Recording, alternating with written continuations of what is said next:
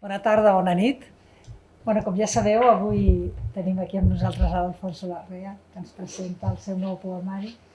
Nosaltres des de la biblioteca estem molt contents, perquè el coneixem de fa temps i sempre diem que és un dels nostres usuaris, que ell ve molt sovint. Hi ha seccions que jo penso que ho ha llegit tot, vull dir que com a lector és un gran usuari de la biblioteca. I com a poeta ja l'havíem conegut també, i ara tenim aquest nou llibre que ens presenta, que ens el presentarà en Jaume, i us deixo amb ells dos i a veure. Moltíssimes gràcies. Bona tarda. Bàsicament el que farem serà una conversa amb l'Alfonso a propòsit del llibre que es diu Luz de Horizontes Inmolados. Només permeteu una petita introducció. Quan la Carme i l'Alfonso m'han dit de fer aquesta presentació, em vaig dir que sí de seguida, perquè coneixia l'anterior llibre de l'Alfonso, que es diu Los Poemas Menguantes, i en el seu moment, que no coneixia l'Alfonso, vaig llegir el llibre i vaig flipar d'allò més. És a dir, d'això deu fer, jo diria que 3 anys cap a 4, 3 cap a 4. I llavors, com ho vam proposar, perfecte. Li vaig agrair a l'Alfonso, em va enviar un dossier de premsa, un petit dossier de premsa i tal, i li vaig dir que no llegiria el dossier de premsa, que el que volia era llegir el llibre sense cap referent, sense cap res, per després poder-lo assaborir millor. Llavors vaig llegir el llibre. La primera impressió, o sigui, quan el vaig començar a llegir, és un llibre que parla d'apocalipsis, d'una mena de final del món, d'un futur distòpic que no és tan llunyà, que està molt a prop, i dius que d'entrada és un tema que a mi em tira literalment d'esquena. És un tema que no m'hi sento, ja l'he explicat a l'Alfonso, absolutament gens identificat, no tinc cap mena de tirada. Què passa? Que està tan punyeterament ben escrit que em va atrapar. Però sobretot el llibre, que té 3 parts, el que seria la primera part, que és la part més distòpica i així, vaig entendre que realment era important el que estava llegint a partir que vaig arribar a la segona part. És a dir, i ja la tercera, que és la conclusió, una mena com de conclusió de tot plegat, va fer que algú com jo, que les situacions apocalíptiques, distòpiques, etc., no tinguin cap mena d'interès, crec que és un dels millors llibres que he llegit en bastant de temps, i que, a més, un llibre de poesia que, diguem-ne, conceptualment pensat, li deia l'altre dia que vam quedar per xerrar després d'haver-lo llegit ja 2 vegades, vam estar xerrant un parell d'hores, llavors te preguntaba si lo habías pensado así el libro, porque a mí lo que no consigo pensar que alguien diga, me pongo a escribir, sale esto y ahora lo sigo por aquí. Yo creía que era imposible. Tiene que ser pensado, porque si no la primera parte no tiene nada que ver con... O sea, no se junta, y el ensamblaje de todo el libro es demoledor, de verdad, demoledor. Entonces, ¿lo pensaste como un todo? Casi. Vale. Bueno, buenas tardes. Primero, muchísimas gracias a todos y a todas por estar aquí, por tus palabras también. Y casi, te repito un poco lo que hablábamos el otro día. La primera parte surgió prácticamente en 2 sesiones de escritura, de una manera muy arrebatadora, y me di cuenta de que le faltaba algo, de que no podía ser el final del libro o del proyecto. Y luego, a raíz de varias lecturas, la emergencia climática que teníamos encima y que seguimos sufriendo y que va a más, llegué a la conclusión de que por cierto camino podría encarrilar un poco el proyecto tal y como yo quería que se hiciese. Y ahí ya sí surgió ya toda la estructura. Luego lo que tardamos en escribirla ya es otra cosa. Vale. Porque, a ver, uno siempre piensa que puede pensar que lo de la poesía pues es, me pongo, me llega la inspiración y tal. Esto está súper pensado, pero pensado a un nivel brutal, aparte de que, digamos, la construcción poética de la primera parte es distinta de la segunda, distinta de la tercera parte. Para cada uno utilizas una manera de hacer distinta y, a ver, te toca. És a dir, estamos hablando de una situación de final del mundo. Pensem el títol, nois i noies, Luz de horizontes inmolados. ¿Val? Ja només és a dir, jo crec que sempre que nos viene la imagen del apocalipsis, o sea, del final de Hiroshima, bueno, desde la época de Hiroshima, es como una luz entiendo que es eso, sí, de horizontes inmolados, ¿no? Entonces, para poneros en contexto, los que no hayáis, y las que vais a leer el libro seguro después, es decir, esa primera parte es una especie de huida de dos personajes que no sabes si son dos personajes que además están en el libro están tratados inclusivos, sí, con lenguaje con lenguaje inclusivo, por tanto no hay una idea muy clara con lenguaje inclusivo. Entonces esos dos personajes es como una especie de odisea hacia el final donde ya no queda nada o queda muy poca cosa, y yo creo que además hay una denuncia implícita a toda una serie de cosas que todos somos conscientes de que están pasando y que todos hacemos ver que como que no pasan. Es decir, leer hoy en la prensa que hoy se levanta la emergencia por la sequera es como un chiste, es decir, en campaña electoral. Entonces, siendo todo el mundo consciente de que estamos malgastando el planeta, estos dos personajes en esa huida tan dolorosa y que te enfrenta con tantas cosas, tienen esos momentos tan particulares donde queda el amor, es decir, queda esa parte, pero es un amor que además no sabes si es un amor materno-filial, paterno-filial, si son parejas, es igual, son dos seres humanos, ¿vale? Claro, era una de las razones por las que a mí me interesa usar el lenguaje inclusivo, no solamente por una interpelación más universal, más allá de géneros o ideologías, sino también porque le daba un punto de misterio que fomentaba ese llamado al lector cuando se enfrentaba al poema. No sabes si están hablando en primera persona, si puedes ser tú en el futuro, si es una madre y una hija, si son un padre y su hijo, si son pareja, nunca sabes. Y me interesaba mucho que eso no se quedara determinado, que solamente lo único, digamos, fáctico, el único hecho es el contexto en el que al que tenían que enfrentarse. Sí. Que es esa especie de camino, de camino que hacen, un momento cerca del mar. A mí había momentos que me recordaba, me venían a la memoria imágenes, y no soy fan del fantástico ni mucho menos, es decir, cosas del tipo La carretera, es decir, La carretera del Corbeil-Macher, una película que es de Hijos de los hombres. Por momentos me parecía Tarkovsky. Estar viendo una película de Tarkovsky, ¿qué esto qué es? Bueno, Sacrificio tiene que ver con esto, sí. ¿Vale? Eso no lo hablamos el otro día, pero también me lo recuerdo. Sí.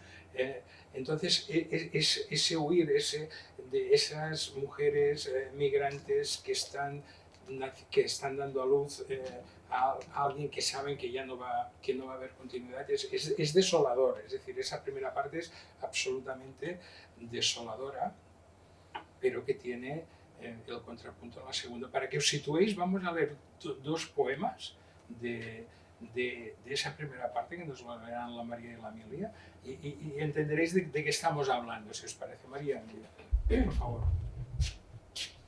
Amanece a la 1:10.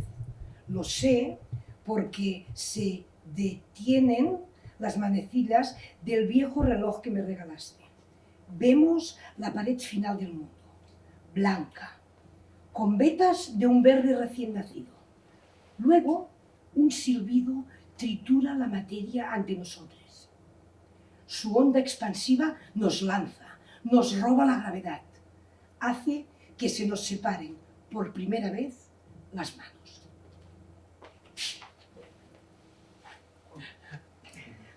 Fuerte. Es para que sepamos de qué estamos hablando.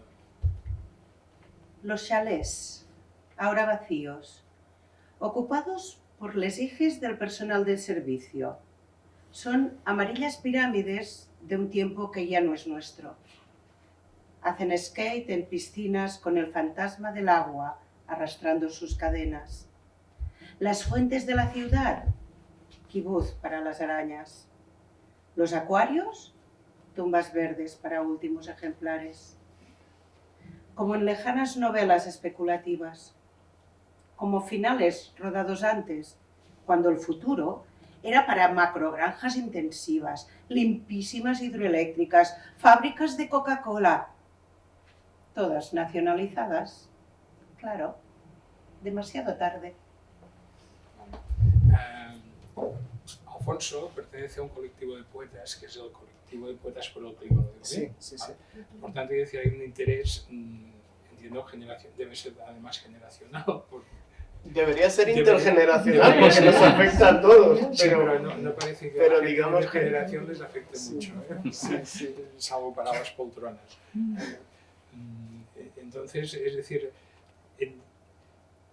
era un tema que a ti te tocaba especialmente. Sí, durante los meses previos a la escritura del libro sufría muchísima ansiedad de las últimas noticias que estaba viendo en el mundo. Por ejemplo, 2022, que fue cuando el año de la escritura. Recordamos la guerra en Ucrania, las calimas que hubo terribles aquí que sufrimos. Yo estaba en Andalucía entonces y era terrible abrir la puerta y encontrarte en un paisaje de Blade Runner casi. Y poco a poco se fue formando como una conciencia ecológica mucho más potente y coincidió en el tiempo que di de manera casi casual con la labor del colectivo y decidí adherirme. Y a raíz de eso pues empecé también a llevar toda esa conciencia o preocupación también a la dimensión poética. Y luego coincidió, creo que era un certamen de copoesía, y ahí fue cuando ya surgió la idea, digamos, más profunda de decir, vamos a intentar ensamblar un proyecto de libro. Y en lo que es el proyecto, ¿veías algún punto de esperanza? Quiero decir, en todo ese Sí, la destrucción tiene mucha cabida para la ternura. Y me interesaba muchísimo explorar la calidez humana cuando todo está perdido. Y de hecho, por ejemplo, ese fragmento que has leído precioso de se nos separan por primera vez las manos, es algo tan sencillo como, no sé, mirar una nube o pararte a cuidar a alguien que amas, independientemente del desahucio, de la misoginia, de la depresión. Estamos completamente atropellados por todo eso y hay veces que solamente por un segundo que sea, pero somos capaces de recibir y de dar esa empatía y esa ternura. Vale, y además hacerlo en una situación tan extrema, es decir, me acerco al mar, pero el mar ya no es mar, el mar es como una especie de baba asquerosa y ya no hay nada, y cuando ya no queda nada, lo esperaremos hasta que se acabe lo de las manos. Claro. Eso sería la primera parte de la parte más distópica, tipo, no sé, Mad Max, ¿sí? Ese tipo de cosas, ese tipo de panorama. Una road movie. Una road movie. En cambio, curiosamente, y fue lo que a mí en la primera lectura me desarmó, pero total, es la segunda parte, que además está muy bien delimitada y además tiene, no recuerdo el nombre, pero tiene, la segunda parte tiene, el primero se llama El proceso o las alas sucias de la destrucción y la segunda parte se llama Las despedidas o el abrazo eterno. Entonces, cambia el tono radicalmente, ese tono apocalíptico y tal, y se convierte en una especie de elegía, de despedida a las cosas que vamos a perder como humanidad. Sin embargo, lo más sorprendente de esa despedida es que no solo se despide de las cosas que uno diría, me voy a despedir de las cosas buenas, sino también te despides de las que te han estado machacando, de las que, o sea, basta, o sea, todas también. Y es decir, eso es ser valiente, pero hay un punto de vista político, ¿no? Político en el buen sentido, es decir, de una visión, digamos, no edulcorada solamente por las despedidas, sino, o sea, se acabará la civilización, pero acabaremos también con toda esa mierda que nos habéis metido. Claro, ¿Sí? es que es Es parte eso. de nosotros. Sí, sí. Es igual de importante a nivel de civilización haber inventado la cama y la crueldad que somos capaces de infligir en según qué condiciones. Entonces a mí me interesaba mucho abordar eso desde un punto de vista lo más panorámico posible. No quedarnos solamente con una despedida que podría llegar a ser incluso cursi Sí. o lastimera de aquello que hemos vivido, que nos ha hecho felices, o de los lugares donde nos hemos enamorado o hemos crecido junto a la gente que queremos, sino por qué no despedirse también del fuego, de la ansiedad, de la guerra, de la tecnología, del dinero, por ejemplo, que es una cosa atroz, ¿sabes? Me parecía que era la forma de darle sentido a ese último pensamiento de decir, bueno, aquí acaba todo. Sin embargo, yo creo que esa es la apuesta la que eleva el libro a otro lugar. Es decir, porque hubiera sido, quizá, no sé si cursi, igual también cursi, pero sea como una película para adolescentes, una cosa así, sin sentido. Eso hace que el libro tenga totalmente otra dimensión. Yo lo leí de segundas y a la segunda lectura, ya quizá más intensa, me emocionó muchísimo, pero muchísimo, alguno de la segunda parte, esos adioses, adiós a la cama, adiós a todas esas cosas. De verdad que hay algunos que dices, hostia, no lo había pensado así, pero y es cuando te das cuenta, de verdad, de la importancia y la necesidad de haber escrito esa primera parte. Es donde coge el vuelo. Además, diría que las métricas no tienen nada que ver las de una parte con la de la otra. ¿Cómo están escritas, por ejemplo, la primera parte? Sí, eso fue completamente premeditado y, No, hombre, y eso ya luego, me lo imagino. y luego le metimos el diapasón al metro. La referencia principal es el arte nuevo de hacer comedia de Lope de Vega. Esa vanguardia del teatro clásico que dice que para narrar una acción en teatro es mejor el verso octosílabo o el romance, para un tono elegíaco el endecasílabo, el soneto, el terceto encadenado, etc. Y va delimitando y asociando situaciones o desarrollos con distintas métricas.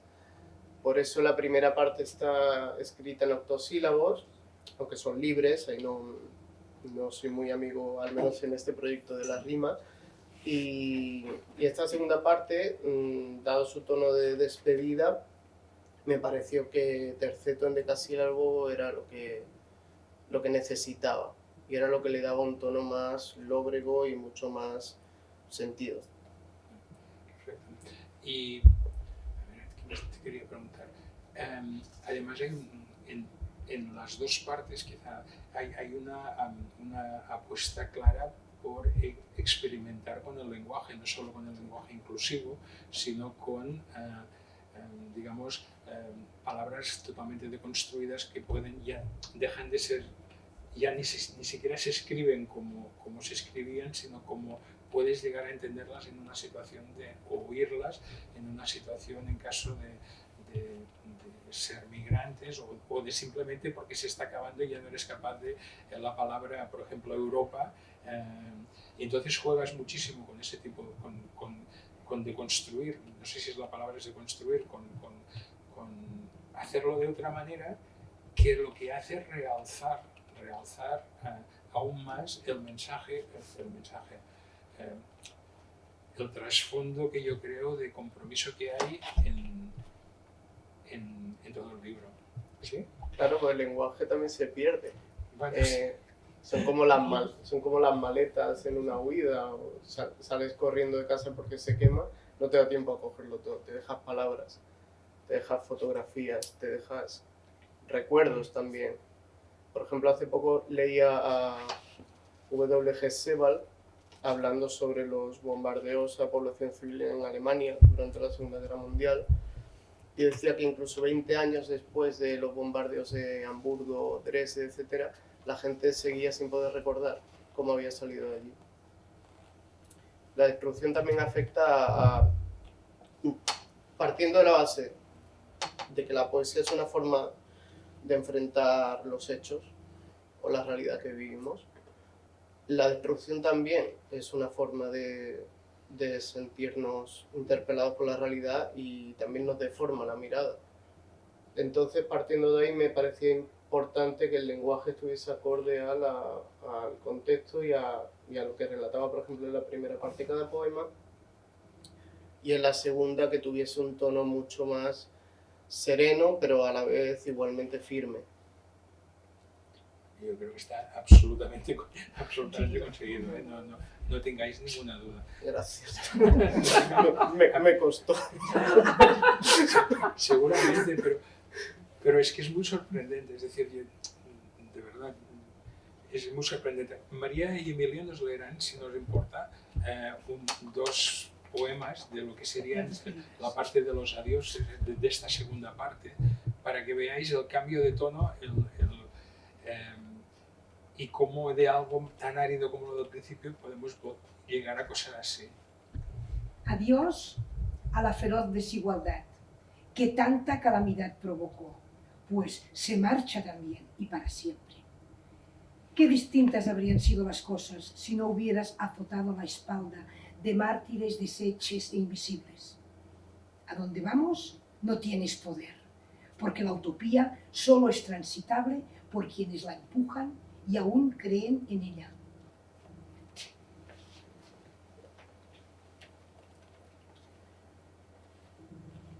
Adiós, fábricas textiles lejanas. No regresarán vuestros vanos viajes de deseos baratos. Por vuestra culpa, las yemas de les niñes son panales de sangre que no conseguís limpiar. Me pregunto si conocéis el sueño, ahora que hace tanto que se acabó la tela blanca con la que coser la paz para tanta devastación. Veieu, no, pell de gallina. Vale. De lo que estem parlant és exactament d'això, no? Y, digamos, la tercera parte vendría a ser como un resumen. Decir que hay la he leído 3 veces, entonces cada vez pienso cosas distintas. Y eso me encanta. Está muy bien. Eso me encanta, ¿no? A la primera lectura pienso, hay esperanza, es decir, se acabará todo, pero que al final es un recurrente y que además lo ligo con el título, la luz sigue estando, es decir, no quedará nada, pero esa luz que puede, que hay un momento que parece como que se pueda volver a regenerar. A veces, por momentos pienso, no hay esperanza. El último verso del libro, que no os voy a decir, es lo que puedes pensar, hostia, qué cabrón. Es decir, esto es como al final de Los Soprano, es decir, te quedas aquí diciendo, a ver, ¿qué me ha querido decir? léete el libro y que cada uno tal. Pero sí que tiene esa parte. Y está construido también de una manera que no tiene nada que ver con los otros dos, que entiendo que también es querido. Sí, me pareció que para desarrollar el mundo después de nosotros, que sería propiamente un apocalipsis, sería el éxito de un apocalipsis, el mundo sin nuestra huella, me basé en el Génesis. En el Génesis de la Biblia. Exacto, la tercera parte son 7 poemas que corresponden a los 7 días de la creación, pero estamos desarrollando una creación a la inversa. Sería algo muy Nolan en ese sentido, muy Tenet. Es volver hacia atrás, empezar el Génesis por el final, por lo que quedará cuando nosotros no haya ni siquiera nada o nadie que nos recuerde. Yo decirte que, te lo dije el otro día, que me pasó una cosa muy curiosa al leer esa parte, sobre todo la primera vez y las 2 siguientes veces me ha pasado, que por un momento me pareció estar leyendo un libro al que tengo un grandísimo cariño, que es de Antonio Gamoneda, que se llama Libro del Frío, que algunas veces con ellas hemos leído en público algún fragmento. Entonces, esa sensación, o sea, no de que te influenciara, es decir, es más, digamos, mi bagaje como lector. Pensé, no puede ser que salga de Mad Max, me encuentre en mitad de esas despedidas tan maravillosas, para que al final lo que quede, que es el vacío, el total, y me haga pensar en el Libro del Frío de Gamoneda. O sea, te prometo que fue una sensación que me dejó totalmente descolocado, ¿no? Entonces, os voy a leer yo un fragmento. Pasaron las edades y entonces surgieron. Los organismos coordinados se movían al unísono, sin tocarse emprendían nuevas criaturas. Y en su principio coexistían con el radio, una niebla sulfática de amonio, metilo y nuevos elementos cocía la vida del mundo más allá de la baba. Aquellos cosmonatos fueron la 7ª extinción masiva y la baba aprendió. Te quedas... ¿Sí o no? Ahí hay mucho Tarkovsky de mucho Solaris, mucho Tarkovsky, con la baba. Sí. Y me parecía que después de que se acabase todo, lo único que iba a quedar es el tiempo. Y como de manera muy amateur me interesa la física, el tiempo llegará un momento en que no es que deje de existir, pero como no habrá parámetros para tener una referencia, es como si dejase de hacerlo. Entonces me parecía que el gran vencedor de todo, más allá de ese final de una especie, de un mundo, de un sistema, quedaría siempre por encima de la muerte, incluso el tiempo. Y me parecía que desarrollar un mundo que tarde o temprano iba a continuar, incluso en esa repetición de que crea una nueva especie, que tarde o temprano se extingue, etc. Pero siempre hay un punto de... Pero la baba aprende. Exacto. Es decir, en algún momento, y el hecho de que la luz, hay un momento muy, muy hermoso de que habla de que la luz se detiene y parece que haya una preñez no recuerdo si es sobre la arena o sobre una cosa así. Entonces es una imagen y dices, estás pensando que realmente habrá un génesis. Sí, y sobre todo me gusta mucho que saques ese pequeño fragmento de referencia, porque la luz siempre se asocia la luz con algo positivo, y me interesaba mucho sobre todo la primera parte, que fuese la luz un componente de la maldad. Quiero decir, la luz también tiene un lado oscuro, o me lo parecía a mí. Pero de ese lado oscuro también puede surgir algo nuevo. Y me interesaba mucho que ese proceso, que hubiese como una transformación simbólica entre la luz que finalmente los protagonistas o les protagonistas de la primera parte, claro, acabaran con esa luz y esa misma luz fuese la que engendrase tiempo después algo nuevo.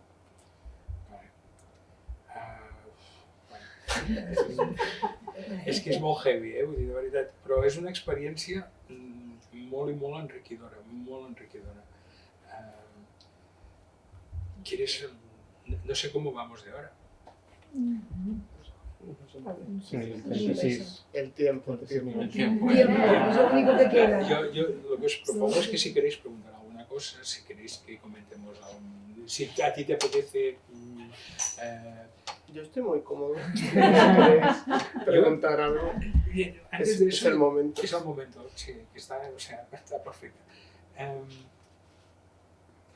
Del primer libro de los poemas menguantes, lo leí en unas condiciones de precariedad física bastante importantes. Estaba muy jodido en aquel momento, me acababan de operar y tal, y me tocó mucho.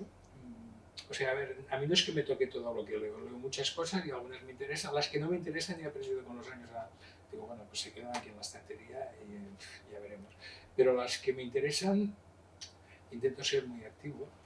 Y cuando leí los poemas menguantes, que no he vuelto a leer, me acordé muchísimo y cuando lo he buscado esta mañana, me acordaba del poema y me acordaba exactamente de lo que decía el poema y en aquel momento me tocó muchísimo, es muy corto. En algún lugar de la habitación hay un hombre perdido. Llora, llora, llora. Nunca sabremos cuándo el zumo de naranja que exprimió perdió sus vitaminas. Yo cuando leí esto hace 4 años, no te conocía, Sebastián me trajo el libro y le dije, ¿y este tío que ha escrito esto quién es? O sea, que yo quiero saber, porque alguien que escribe, bueno, aparte de que el libro tiene otras muchísimas cosas, pero fíjate que 4 años después lo he buscado en la estantería y digo, ¿te acordarías del poema? Sí, el poema me acordaba, no sabía. Y empezaba a buscar hasta que lo he encontrado. Bueno, por tanto, yo creo que lo de Alfonso va a ser, lo deseo fervorosamente y creo que lo tuyo va a ser una carrera de largo recorrido, es decir, no sé si te lo publicarán mucho, si venderás muchos y todo, pero por favor escribe mucho y que lo podamos leer porque es una experiencia magnífica. Lo intentaré. Lo que queráis, aquí está.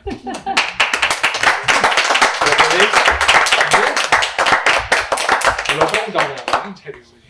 L'heu de llegir. Sí, una cosa, Alfonso. Sí que, claro, yo he visto que es la primera vez que lo veo el libro y veo que todos son versos, son poemas, sílabas, sílabas, lo que sea, pero ¿no se te ha ocurrido expresar todo esto en forma de prosa literaria? ¿Por qué no en prosa literaria en lugar de versos? Pues no sé si tú eres solo poeta o... Soy un novelista frustrado. Pero aparte me gustaba mucho jugar con la idea de un contenido, incluso de unas formas o géneros que están muy asociados a la narrativa, llevarlos a la poesía. No es algo nuevo porque obviamente hay mucha poesía especulativa antes, en el siglo XX y todo, y me gustaba hacer como una especie de poesía de ciencia ficción que es lo más real que te puedes llevar encima. Me pareció que era un contraste. Porque yo pensaba que con 8 líneas que he leído, 8 líneas, dice tanto que pensaba, ¿por qué no lo escribe y le ocupa 2 páginas para que lo podamos sentir más? No tengamos que pensar tanto, interpretar. María, porque al final la poesía lo que te permite es con esa concentración que 4 años después te acuerdes del zumo de naranja que perdió las vitaminas. O sea, te acuerdes de eso y eso lo hace que está escrito en poesía. Si estuviera escrito, entiendo, en prosa, o sea, si fuera una novela o así, es decir, hay tantísimos referentes, que no es mi género, pero seguro que hay miles. Sí. La Emilia es de las que controla el tema.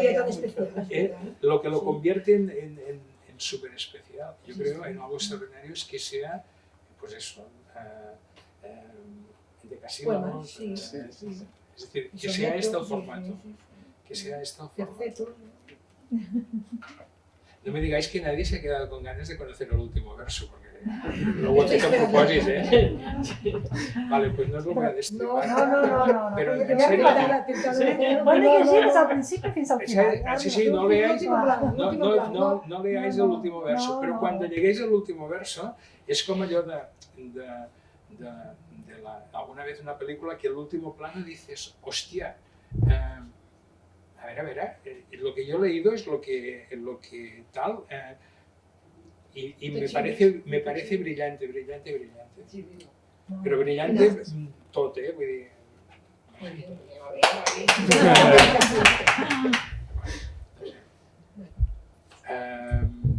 ¿Quieres añadir algo? No, creo que ha quedado muy, ¿Sí? muy bien. Vale, empaquetado. tenemos algún ejemplar del libro, si queréis, si alguien quiere uno, pues Alfonso se los puede, os lo puede dedicar. Y bueno, y nos levantamos para que Vicens también descanse y seguimos charlando. ¿Vale? Venga, muchas gracias. Vamos a parar